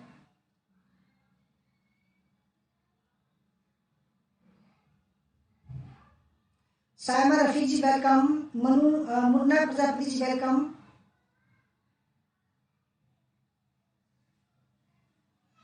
तो दोस्तों सही आंसर पा सकने का, क्योंकि दोस्तों जब इंटरनेट लगवाते हैं, आप कनेक्शन लगवाते हैं, तो दोस्तों ब्रॉडबैंड भी बोलते हैं, डिजिटल सब्सक्राइब लाइन बोलते हैं उसको, और डायल अप कनेक्शन भी बोलते हैं। ऑप्शन नंबर डी इसका राइट आंसर उपयुक्त सभी। 63, निम्नलिखित में से कौन सा इंटरनेट पर सूचना सुरक्षा से संबंधित नहीं है? ठीक है, पहला, data encryption, water marking, data hiding, सूचना पूर्ण प्राप्ति।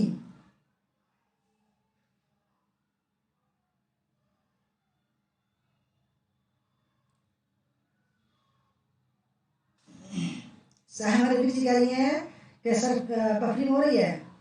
अफरोज जी वेलकम आपका।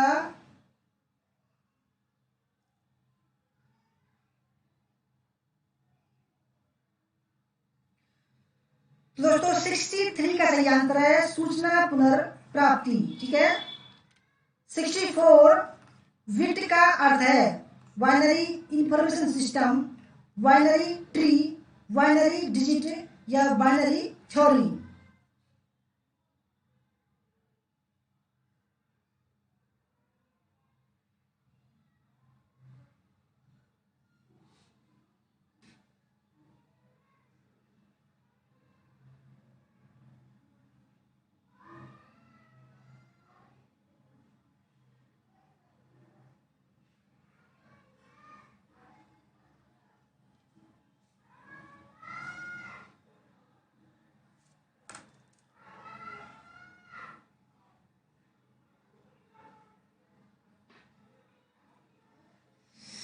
दोस्तों 64 का जो सही आंसर है बिट का जो फुल फॉर्म है, ठीक है, जो अर्थ होता है उसका binary digit.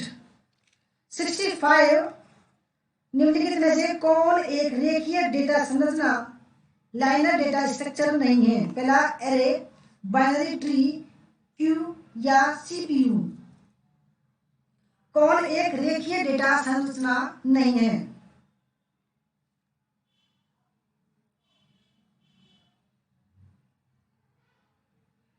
Kapil Kishan ji welcome आपका। पंकज जी वेलकम।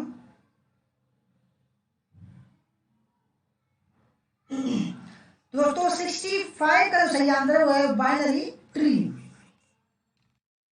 66 है संकलक का उपयोग निम्नलिखित में से किस भाषा को ऑब्जेक्ट कोड में परिवर्तित करने के लिए किया जाता है जिसको क्रियान्वित किया जा सकता है? पहला उच्च स्तर की भाषा, कम स्तर की भाषा, असेंबली भाषा या प्राकृतिक भाषा।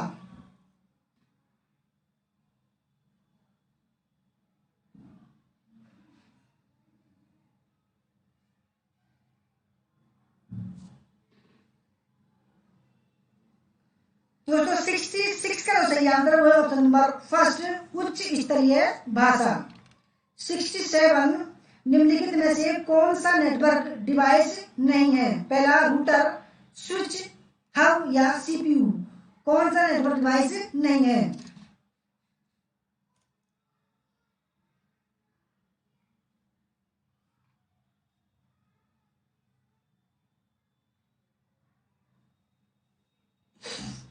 दोस्तों 67 का जो सही आंसर है, दोस्तों जो नेटवर्क डिवाइस होती है रूटर भी होता है, ठीक है, हब भी होता है और स्विच भी होता है। जो क्या नहीं होता है? सीपीयू नहीं होता है दोस्तों, ठीक है, ये नहीं होता है क्योंकि ये जो है आप देख सकते हैं जैसे आप ये आपकी कंप्यूटर की एलईडी है, ठीक है, ये सीपीयू हो गया, ये कंप्यूटर नेटवर्क डिवाइस नहीं है दोस्तों, ये आपका पूरा सिस्टम होता है जो कंप्यूटर सिस्टम या माइंड कुछ भी कह सकते हैं दोस्तों, जैसे मदरबोर्ड रहता है, ठीक है, वो सीपीयू है, वो नेटवर्क सिस्टम नहीं है। 68 है एचटीटीपी का पूर्ण रूप क्या है? Hyper text transmission protocol, hyper text transfer protocol, hyper terminal transfer protocol या number 4 hyper terminal transfer protocol.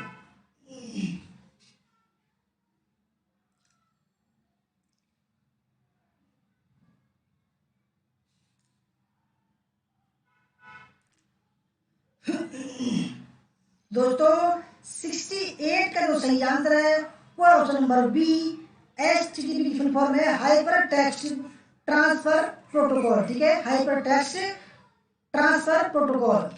69 संसार के सबसे लंबे वृक्ष कहाँ पाए जाते हैं? पहला भूमध्य रेखीय क्षेत्र, शीतोष्ण क्षेत्र, मानसून क्षेत्र या आर्द्रक क्षेत्र। मेडिटेरेनियन मेडिटेरियन रीजन क्षेत्र में।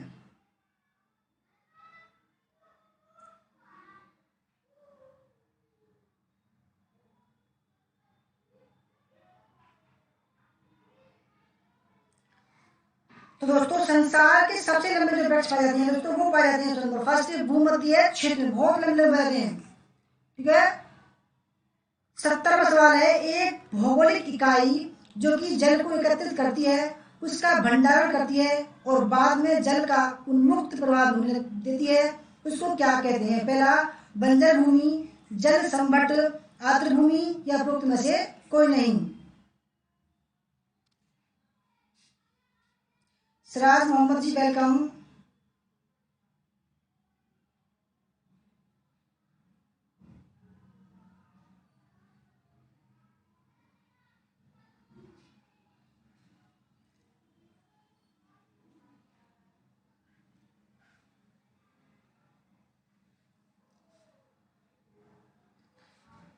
तो दोस्तों 70वें का जो सही आंसर है वो ऑप्शन नंबर बी, जल संकट, वाटर सीड। ठीक है, 71 है, वो मूलतः एक आर्द्र भूमि है जो कि मुख्य रूप से निम्नलिखित स्रोत से जल प्राप्त करती है, आसपास के जल निकायों से, पिघलती हुई बर्फ से, केवल वर्षा से या केवल सागर से।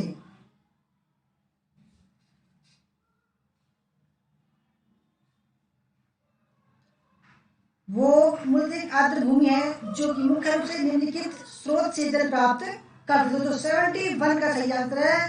ठीक है, 71 का सही आंसर तो ऑप्शन नंबर सी, केवल वर्षा से।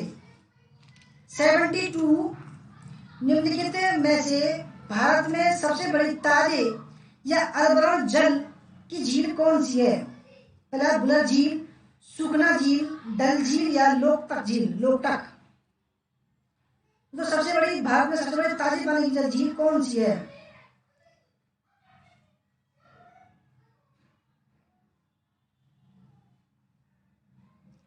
तो सही आंसर है बुलर झील। ये कहाँ है दोस्तों? जम्मू कश्मीर में है। ठीक है, 73, दुनिया में सबसे बड़ा थोरियम का भंडार किस देश में है? पहला भारत में, संयुक्त राज्य अमेरिका में, ऑस्ट्रेलिया में या में से कोई नहीं।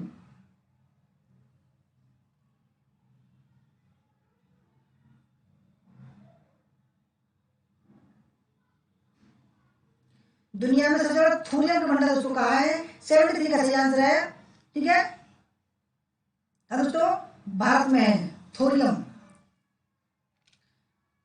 और दोस्तों मैं यहाँ से एक 73 के बाद 75 बोल रहा हूँ क्योंकि बनाने में थोड़ी मिस्टेक हो गई थी। ठीक है, 75 है। ठीक है, निम्नलिखित में से किस तापमान पर अलवरण जल का घनत्व सबसे अधिक होता है? -4 degree Celsius, 0 degree Celsius, 4 degree Celsius या -2.5 डिग्री सेल्सियस।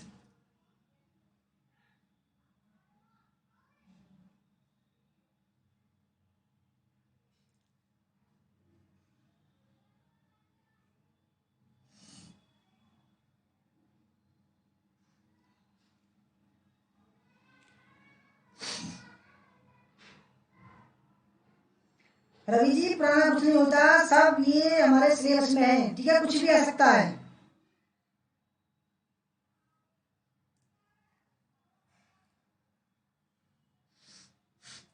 दोस्तों 75 का जो सही आंसर है वो option number C, 4 degree centigrade पर दोस्तों जल का घनत्व सबसे अधिक होता है। 76, निम्नलिखित में से कौन गैर पारंपरिक ऊर्जा स्रोत है जिसका दोहन आर्थिक रूप से सबसे अधिक लाभप्रद हो सकता है? पहला सौर ऊर्जा, पवन ऊर्जा, भूतापीय ऊर्जा या सागर तापीय ऊर्जा रूपांतरण।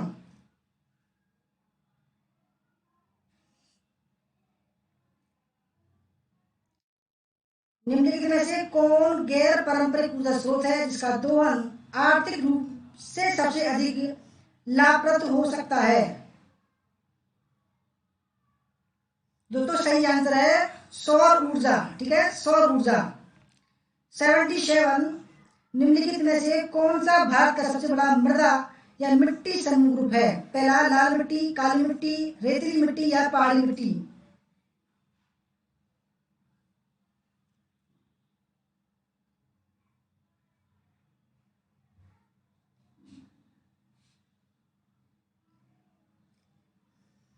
कौन सा भारत का सबसे बड़ा मृदा या मिट्टी समूह है दोस्तों? ठीक है, आपको बताओ दोस्तों हमारे देश में कई प्रकार की मिट्टी है, जैसे लाल मिट्टी हुई, काली मिट्टी, रेतीली मिट्टी, रेगड़ मिट्टी, ठीक है, जलोढ़ मिट्टी।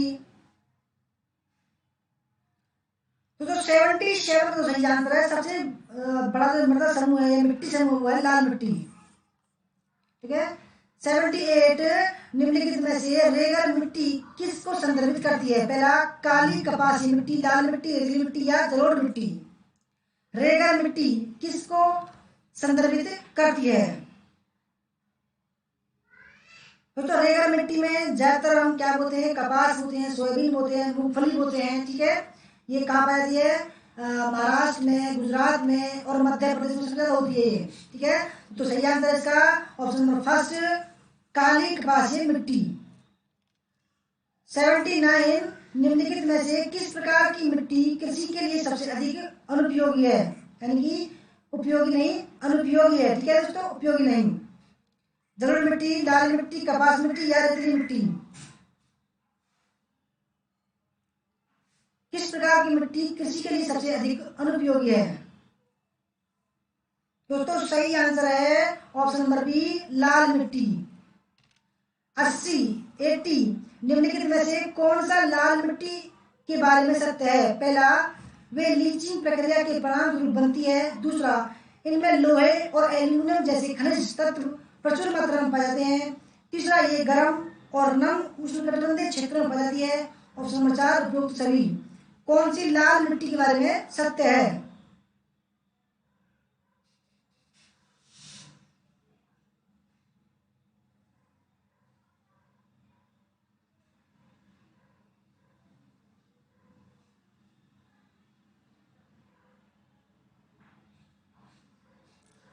तो दोस्तों 80 का जो सही आंसर है वो है ऑप्शन नंबर डी, उपरोक्त सभी।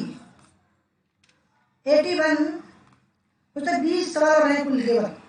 मृदा की कौन सी परत इसके पीएच मान और इसकी जल को अवशोषण करने और प्रतिधारण करने की क्षमता को निर्धारित करती है? ओ क्षितिज, ए क्षितिज, बी क्षितिज या सी क्षितिज? ओरिजिन दोस्तों 8 बजे हमारी हिस्ट्री की आएगी, ठीक है, बिल्कुल कंप्लीट है, इस बात नहीं कंप्लीट नहीं है, बिल्कुल कंप्लीट है। 8 बजे नेट 8 बजे शुरू हो जाएगी दोस्तों। 81 का जो सही आंसर है वो है ऑप्शन नंबर डी, सी क्षितिज।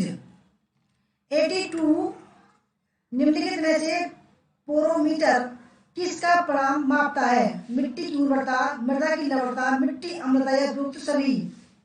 पोरोमीटर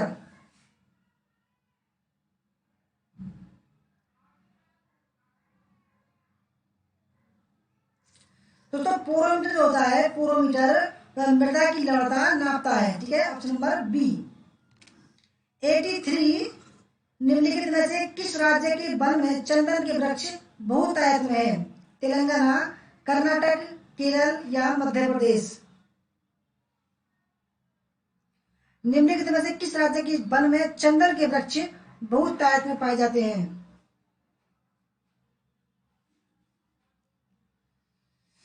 डेली कराते हैं जी, हाँ जी ऋषु यादव जी, डेली चलता है हमारा।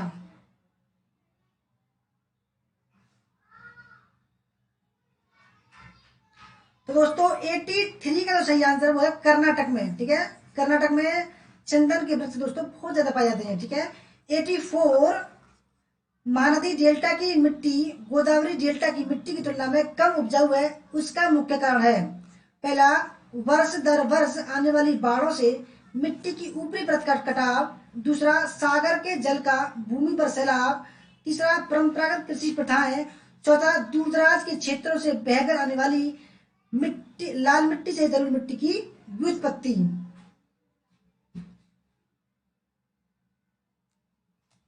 अच्छा राहुल जी, राहुल यादव जी कह रहे हैं ये मेरे स्टेट में होती है। वो आप कर्नाटक से हैं, धन्यवाद आपका राहुल यादव जी, आप हमारे बैच में भी हैं।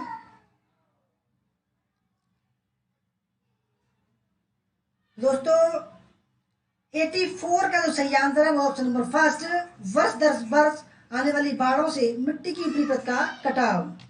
85 भारत में तेल अधिकतर किस में पाया जाता है? पहला, एंटीक्लेन और फाल्ट टैप्स में, तलछटी चट्टानों में, आग्नेय चट्टानों में, उपरोक्त में से कोई नहीं?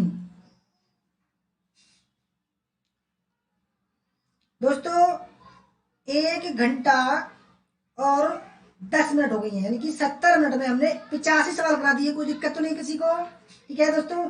दोस्तों हमने जो है टीआरपी नहीं बढ़ानी है अपने चैनल की, क्योंकि कुछ जो लोग होते हैं दोस्तों टीआरपी बढ़ाते हैं, ठीक है, कि 8-9 सवाल लाते हैं और दोस्तों 1-1 घंटा वो ले जाते हैं आपका। ठीक है, हमारे पास में कोई सिस्टम नहीं है। मैं चाहता हूँ कि आपको दोस्तों ज़्यादा से ज़्यादा डाटा मिले और कम समय में दूँ। ठीक है, भारत में तेल अधिकतर किसमें पाया जाता है दोस्तों? सही आंसर है तलछटी चट्टानों में। 86 सीएनजी से अभिप्राय है। पहला संपीड़ित प्राकृतिक गैसोलीन, दूसरा संपीड़ित प्राकृतिक गैस, तीसरा संकुचित नाइट्रोजन गैस, चौथा है कैलिब्रेटेड प्राकृतिक गैस। दोस्तों आप इंग्लिश में पढ़ते हैं कंप्रेस्ड नेचुरल गैसोलीन, दूसरा है compressed natural gas, compressed nitrogen gas, चौथा है कैलिब्रेटेड नेचुरल गैस। समाज जी गुड इवनिंग, बहुत ही लेट आई है शर्मा जी। अच्छा कोई पसंद नहीं है, ओके धन्यवाद। दोस्तों 86 का तो आप जानते होंगे, तो सीएनजी आप डलवाते भी होंगे जो आपके कार वगैरह होंगी। ठीक है, तो उसका जो फुल फॉर्म है वो है option number B, compressed natural gas. ठीक है, 86 का बी।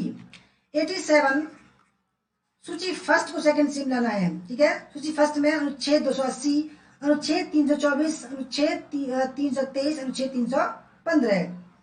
संस्था प्रशासनिक न्यायाधिकरण, चुनाव आयोग, वित्त आयोग, संघ लोक सेवा आयोग। बहुत ही बढ़िया सवाल दोस्तों, कई बार एग्जाम में आ चुका है। और दोस्तों ये जो है सवाल है आईएएस में भी आ सकता है सवाल। ठीक है,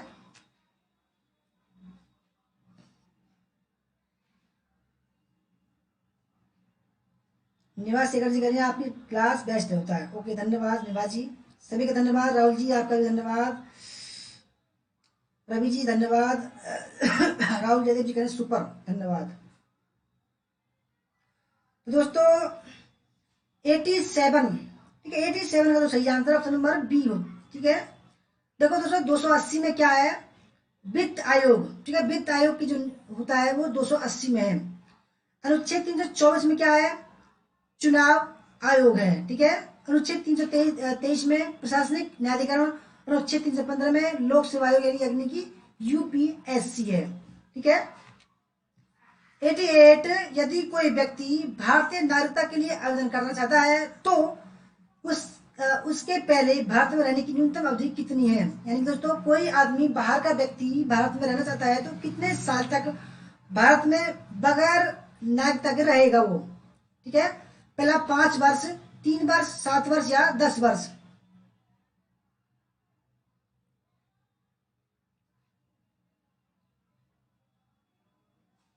रोहित जी सुपर, धन्यवाद। दोस्तों 88 का सही आंसर है वो रहेगा दोस्तों 5 वर्ष। ठीक है, 5 वर्ष बाद उसको वो अगर रहे अच्छा लगता है हमारा देश तो उसको मान्यता मिल जाएगी, अदरवाइज नहीं मिलेगी। 89 निम्नलिखित में से कौन सा राज्य का आवश्यक तत्व नहीं है? जनसंख्या, क्षेत्र, संप्रभुता या लोकतंत्र।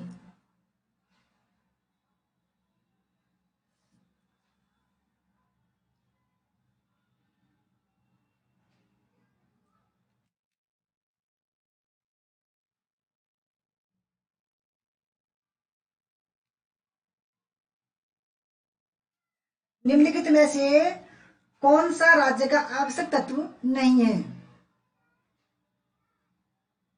दोस्तों 89 का सही आंसर है लोकतंत्र। ठीक है दोस्तों, राज्य का आवश्यक तत्व नहीं है दोस्तों क्या? जनसंख्या, क्षेत्र और संप्रभुता।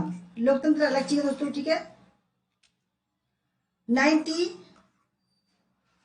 वर्ष 1942 में किस योजना के तहत यह स्वीकार किया गया कि भारत में एक निर्वाचित संविधान सभा का गठन होगा जो युद्धोपरांत संविधान का निर्माण करेगी? लॉर्ड माउंटबेटन योजना, कैबिनेट मिशन योजना, बॉम्बे योजना या quit India mission.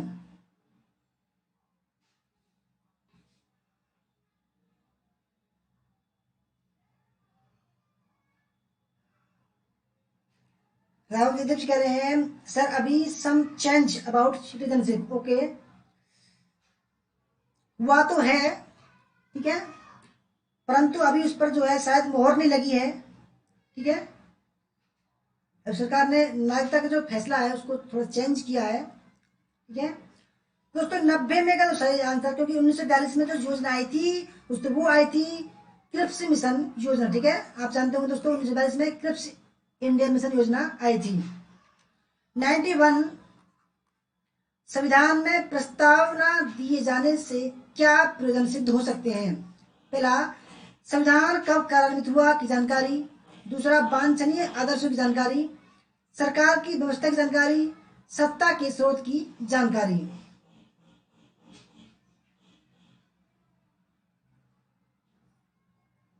Abhay Singh ji, cabinet mission जो आया था अब 1946 में आया था। ठीक है, शिमला समझौता हुआ था 1945 में।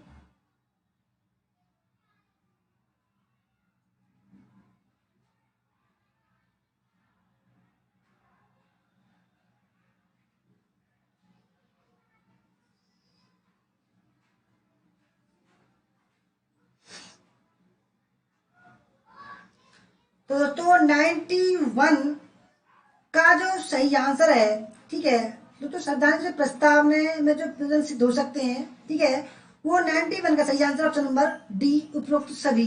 ठीक है, 92, निम्नलिखित में से कौन सा विकल्प भारतीय संविधान के संदर्भ में कहा जा सकता है? पहला, भारतीय संविधान कैसा है? संघीय, एकात्मक, संसदीय, संघीय काया एवं एकात्मक आत्मा। तो ये सवाल आ सकता है, बढ़िया सवाल है ये।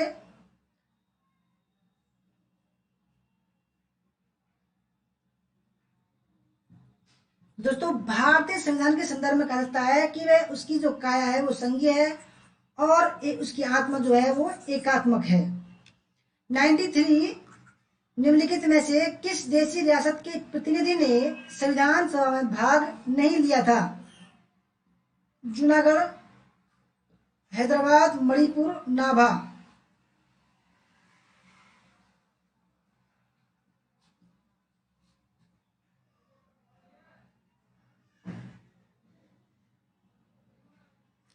दोस्तों सही आंसर है ऑप्शन नंबर बी, क्योंकि दोस्तों इसने पहले ही मना कर दिया था कि भाई मैं जो है भारत में शामिल नहीं होऊंगा, परंतु वल्लभ भाई पटेल जी ने इसको यहाँ युद्ध कर कर इसको अपने में ले लिया था।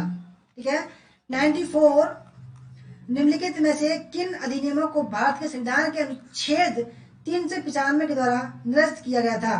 पहला, भारत सरकार अधिनियम 1935, भारतीय स्वतंत्रता अधिनियम 1947, प्रिवी काउंसिल क्षेत्राधिकार लोक अधिनियम 1949 और चौथा है भारत सरकार अधिनियम 1919। किसको दोस्तों, किन अधिनियमों को भारत के संविधान के अनुच्छेद 395 के द्वारा निरस्त किया गया था?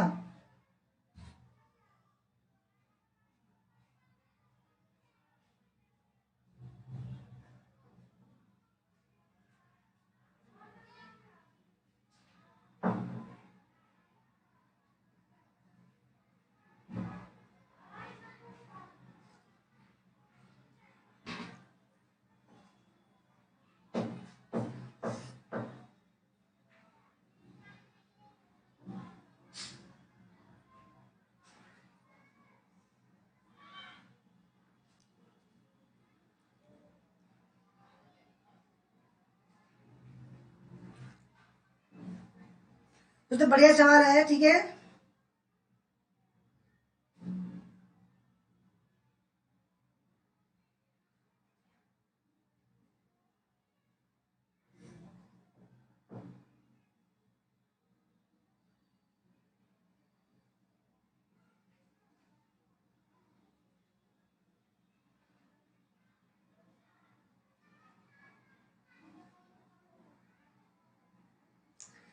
निम्नलिखित में से किन अधिनियमों को भारत के संविधान के अनुच्छेद 395 द्वारा निरस्त किया गया था?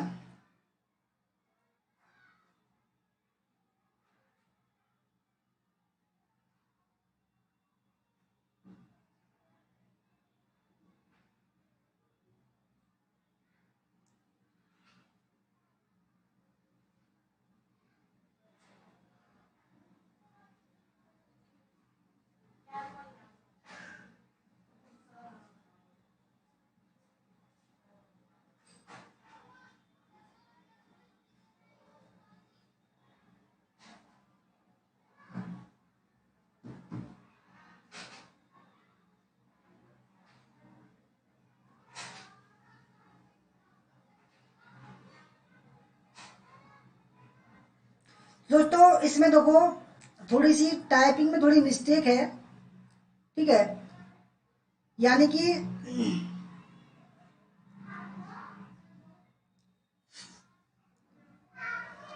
इसमें दोस्तों एक तो 3 को नष्ट किया गया था, ठीक है, 3 को प्रिवी काउंसिल, और ऑप्शन नंबर इसमें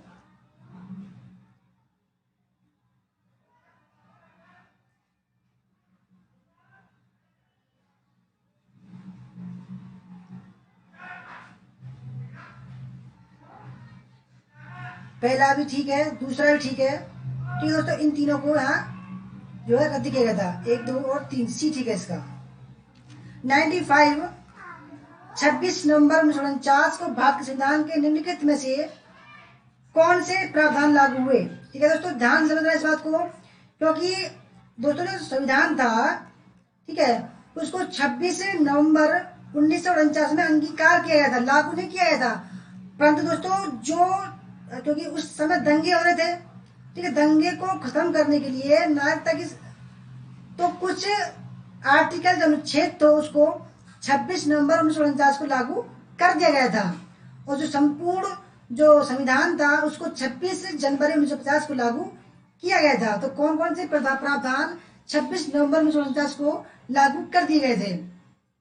नागरिकता, निर्वाचन, अस्थायी संसद और मौलिक अधिकार, ठीक है।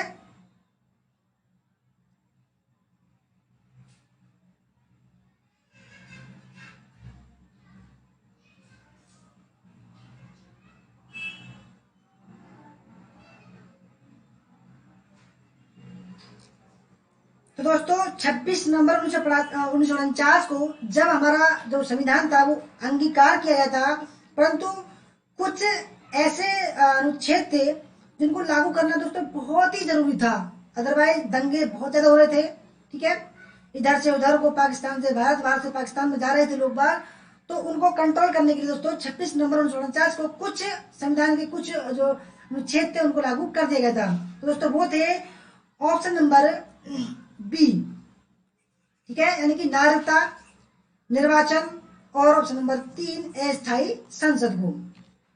96 निम्नलिखित में से कौन से तथ्य संविधान की प्रस्तावना के संदर्भ में सही है? पहला, यह किसी भी न्यायालय में परिवर्तनीय नहीं है। दूसरा, उच्चतम न्यायालय के केशवानंद भारती केस में दिए गए निर्णय के अनुसार यह संविधान का भाग है। तीसरा, प्रस्तावना को 2 बार संशोधित किया जा चुका है।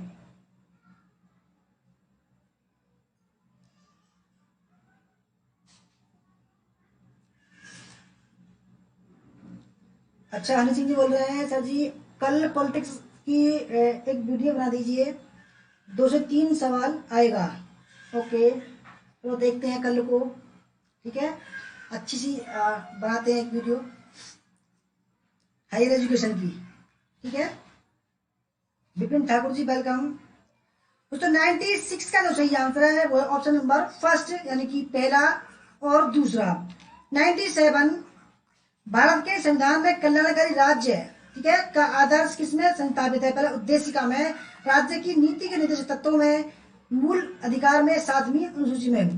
भारत के संविधान में कल्याणकारी राज्य का आदर्श किसमें संस्थापित है?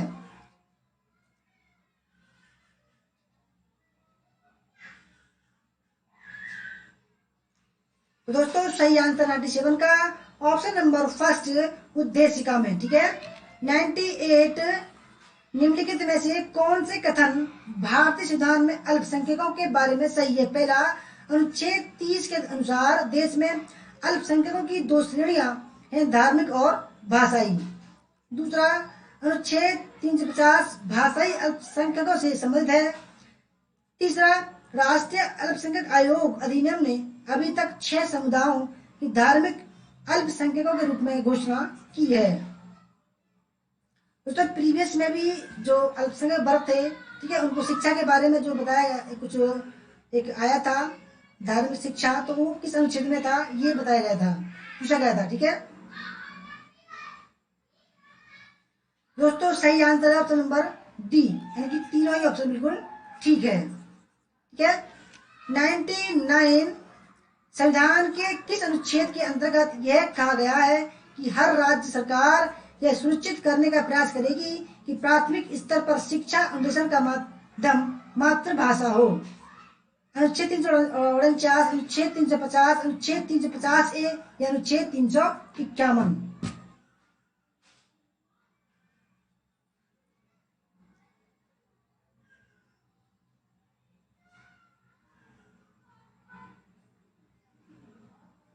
दोस्तों सही आंसर है 99 का ऑप्शन नंबर सी, अनुच्छेद 350A। और हमारा 100वां सवाल है, शिक्षा के क्षेत्र में एक स्वतंत्र आयोग के अध्यक्ष के रूप में यूनेस्को को प्रस्तुत की गई जैकस डिलोज की रिपोर्ट का शीर्षक था। पहला मिलेनियम डेवलपमेंट रिपोर्ट, दूसरा learning the treasure with in, ठीक है, और तीसरा था world declaration on education for all, चौथा है international commission on education report.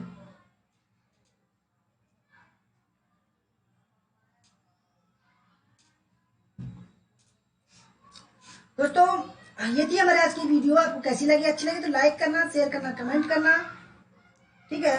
दोस्तों फीडबैक आप जरूर देना, ठीक है। और दोस्तों मैं बता रहा हूँ आपको 5 मिनट बाद वीडियो जो खत्म हो जाएगी उसके 5 मिनट बाद में आप फीडबैक देना, ताकि जो कमेंट हम पढ़ सकें, क्योंकि अब लाइव चैट में दोस्तों कमेंट चले जाते हैं, हमको नहीं मिलते हैं, ठीक है। एक बार दोस्तों और ऑन करना है वीडियो को और फीडबैक वहां देना, ठीक है। वीडियो खत्म होने के दोस्तों 5 मिनट बाद आप वीडियो को दोबारा ऑन करना और वहां पर दोस्तों फीडबैक देना कि आपको क्या प्रतिक्रिया है, ठीक है। वीडियो खत्म होने के 5 मिनट बाद जब लाइव बंद हो जाएगी, जस्ट 5 मिनट बाद दोस्तों फीडबैक देना, वहां पर पता चलता है कि आपका फीडबैक कैसा है। दोस्तों 100 में सवाल सही आंसर है option number B, learning the treasure within. दोस्तों फीडबैक आपको 5 मिनट बाद देना है, ठीक है। लाइव नहीं होगी तब जो है आपका जो फीडबैक रहेगा वो हमारे वीडियो में रहेगा, अदरवाइज लाइव चैट का जो फीडबैक होता है दोस्तों हमें नहीं मिलता है। अगर आपको दोस्तों नोट्स लेने हो या आपको हमारी जोन सदस्य लेनी हो, जिससे कि हम दोस्तों आपको पीडीएफ भी देंगे, ठीक है, तो नंबर है 8755475312, ये नंबर है हमारा। दोस्तों आपको जो है 5 मिनट बाद दोबारा वीडियो को ऑन करना और वहां पर फीडबैक देना जरूर, ठीक है, जिससे कि दोस्तों दूसरों को भी पता चलेगा भाई कि ये वीडियो कैसी थी, ठीक है। दोस्तों मैं जो बोल रहा हूँ जरूर देना 5 मिनट बाद, ठीक है। जब उसके 5 मिनट बाद दोस्तों दोबारा वीडियो को ऑन करना, तब आप अपना फीडबैक देना, ताकि दूसरों को पता चले भाई वीडियो कैसी थी, ठीक है। श्रीकांत जी कह रहे हैं 20-25 गलत हुए हैं होंगे, ओके गुड।